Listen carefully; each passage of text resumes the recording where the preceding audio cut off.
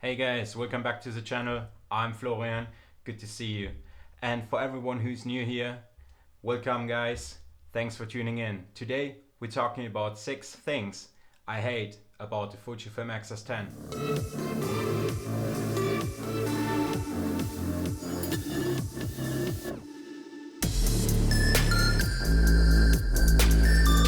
Christmas is over and I hope guys you had a very good time. You got all your gear you wished for, or you got what you wished for. And I thought I'd do a 2-part series in 6 things I like about the Fujifilm X-S10 and 6 things I hate about the Fujifilm X-S10. So we start off with the points I hate. So don't forget to subscribe if you want to see the second part as well, which comes out very soon.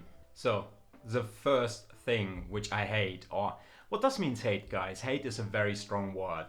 I dislike is definitely the battery life. They use the old batteries from an X-T2 and an X-T3, which is rated like around 325 shots if you shoot still images.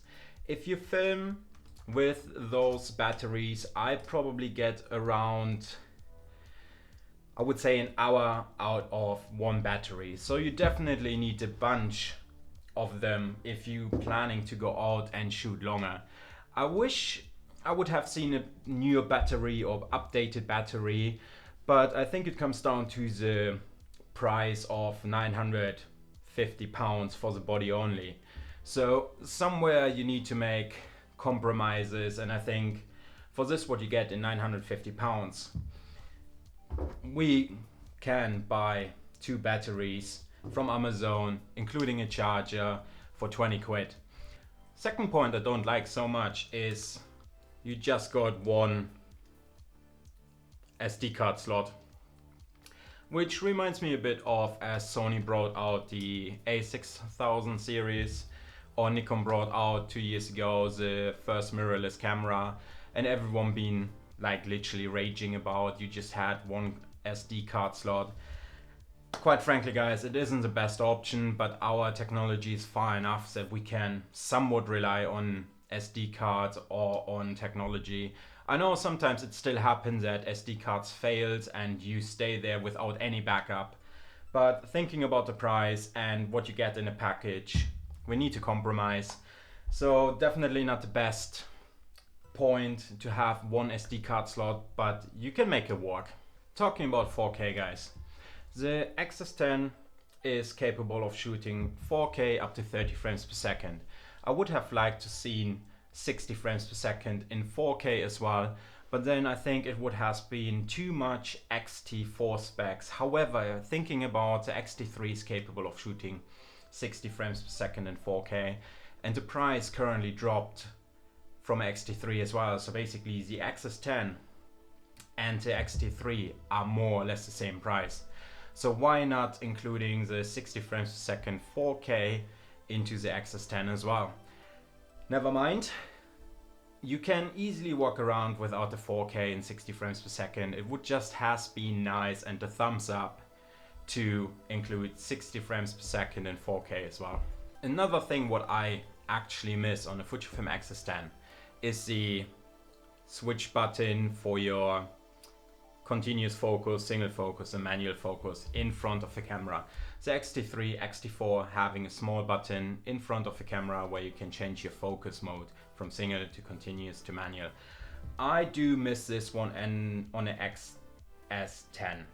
Right now if you want to switch your focus quickly, or you want to go from continuous focus to a single focus for whatever reason, you need to dive into your menu.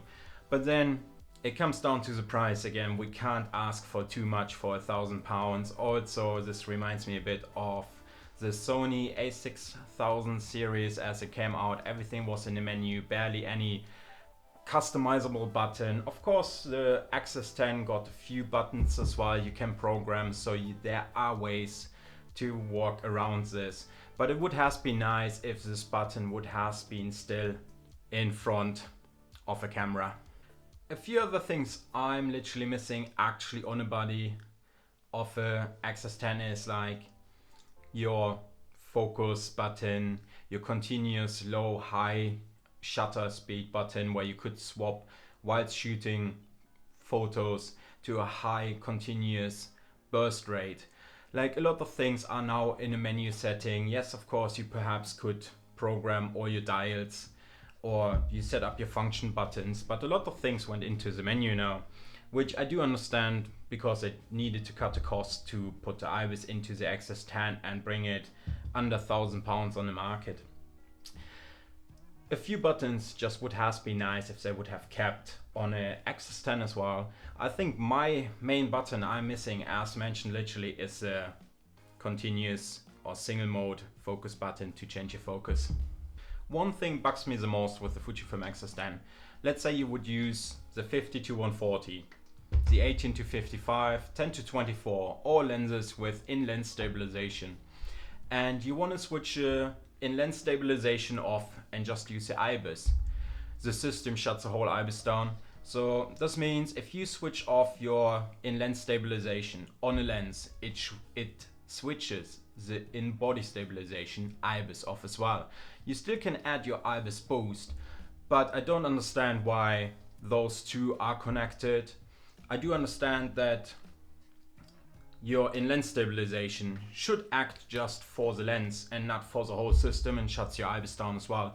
So I don't know if Fuji is gonna address this at some point with the firmware update, where they say, okay, I can switch the lens off and keep the IBIS on, or switch the IBIS off but keep a lens stabilization on. I don't know what's going on, but I can't imagine that this was necessarily meant to be like this, so I hope Fuji will fix this at some point if it was a mistake. And yeah, that's definitely something which bugged me a bit, because I switched my in-lens stabilization off and then my IBIS switched off as well. So keep this in mind, guys. So the conclusion, guys, is that all points I mentioned are my personal own opinion. Things I'm used to do different on Fujifilm cameras, or things are different on the X-T3 compared to the X-S10. So it's all personal opinion, what I think changed for me in a way how I use the X-S10 compared to the X-T3, or how I miss certain things. So the conclusion is that it's all minor points. So keep in mind, guys, next time I'm gonna show you or speak with you about 6 points I love about the X-S10. So don't forget to subscribe so that you don't miss out when I post the second part of this 2-part series. Until then, cheers!